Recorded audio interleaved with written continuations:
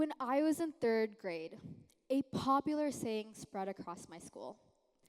Thinking back at it, I can confidently say that it makes absolutely no sense. However, an 8-year-old me believed every single word of it. The saying was, if you forget to bring your pencil to school, you die. I bet you're wondering, what does that even mean? How is that even possible? Well, let me elaborate. If you don't bring your pencil to school, you can't write your notes. If you can't write your notes, you can't study properly, which means you'll probably fail. If you fail school, you can't get into college. If you can't get into college, you can't get a good job. And if you can't get a good job, you can't make enough money. And without enough money, how will you ever survive in this world? That is an utterly chaotic and nonsensical thought process, isn't it? And can you imagine that I actually used to believe every single word of this? I truly did think that making one wrong small decision, such as forgetting to bring a pencil to school, could completely ruin your life. I skipped all the minor steps, took major leaps, and landed straight into the conclusion of death. If that's not an issue, I don't know what is. Now, why am I bringing up this really dark and despair train of thought, you may be asking? Well, I think that this metaphor could actually describe the inner workings of teenager brains in high school. High school is a time where teenagers need to make critical decisions, as it acts as a stepping stone towards the life they want to lead in the future. Oftentimes, teenagers jump to the conclusion that a single setback or mistake defines their entire future. This pressure can often come from societal expectations, parental influence, or even their own aspirations. As a result, they might not realize that mistakes are a natural part of growth and learning. This issue is further complicated when there is an array of choices to choose from, and it's usually caused by specifically one thing: the fear of choosing wrongly. That if we make one wrong choice, we will fail. This is commonly referred to as the paradox of choice, which was first introduced by Barry Schwartz in 2004. Said phenomenon happens when we believe that we will be happy with a variety of choices. But in reality, it exhausts us mentally as we become unable to pick what we believe is the only correct choice. Once people do make a decision, they're prone to feeling large amounts of regret as they begin to reminisce about the alternative options that they had and could have chosen. While the entire human society goes through this very phenomenon, it is especially pronounced in high school because, as I said before, it is the time for teenagers to make decisions that will significantly affect their future. When teenagers have a wide array of options and resources at their disposal, it can become quite challenging to pick what one believes is the most appropriate choice.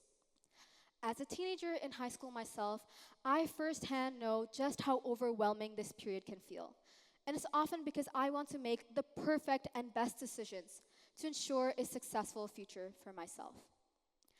Due to this fear of failure, I have actually developed a really terrible habit of overthinking, causing me to struggle in making decisions, fearing that I will be making the wrong choices.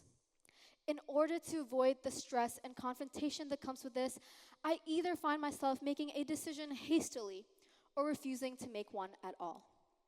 And I am not the only one that feels this way.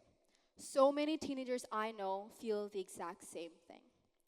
This can also be proven through research done by Somali Junathula, who found that 68.4% of the students she surveyed claimed that their fear of failure significantly affected their decision-making. Teenagers are so anxious about how one simple decision will affect their future that they begin to overthink and feel overwhelmed with every single decision they have to make, leading to feelings of dissatisfaction. Because in order to make the perfect decision, they begin to lose their minds, causing them to either waste too much time in trying to pick something or simply giving up. Now, I don't think a lot of people have truly understood the burden of having to make such decisions at such a young age.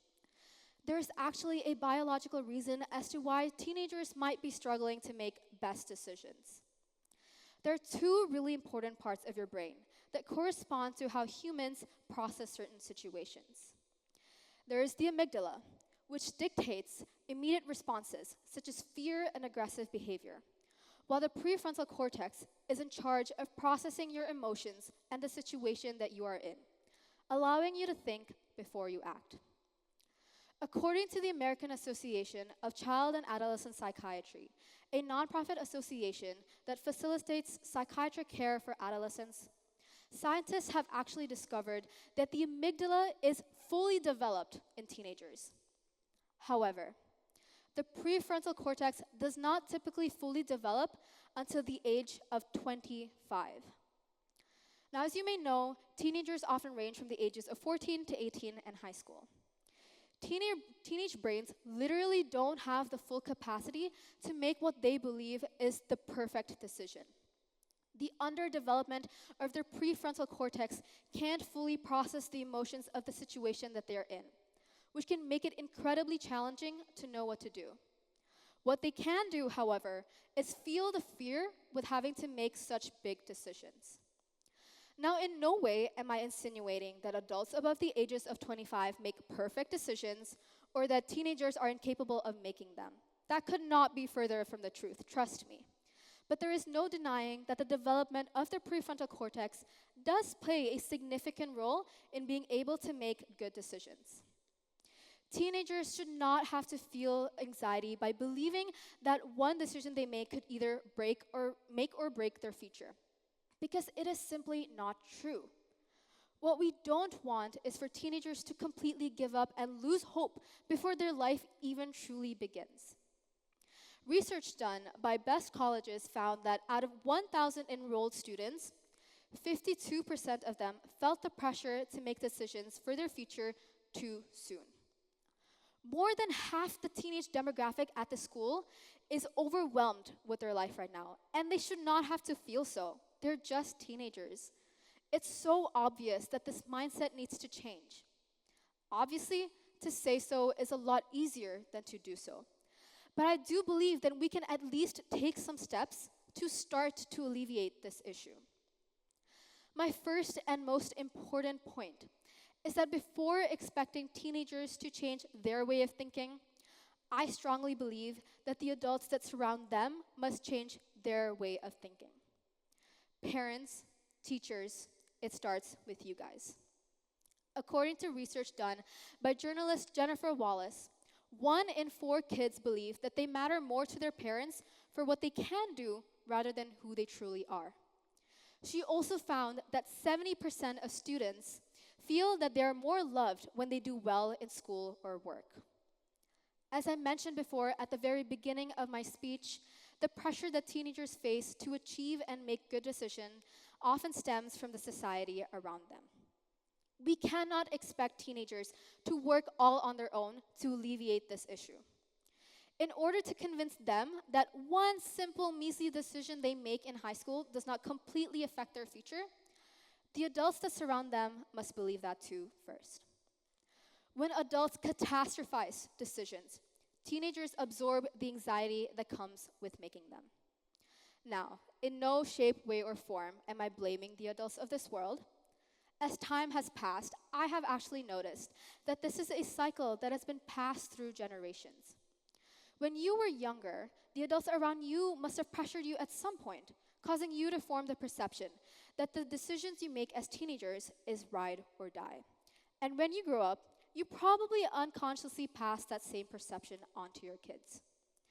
I cannot stress enough on how much this perception needs to change and how this cycle needs to be broken, such that the future generation of teenagers, the future of our world, don't feel that same anxiety. I know you guys believe that the set of subjects that teenagers take as juniors and seniors will completely dictate their life in the future. But life does not work that way.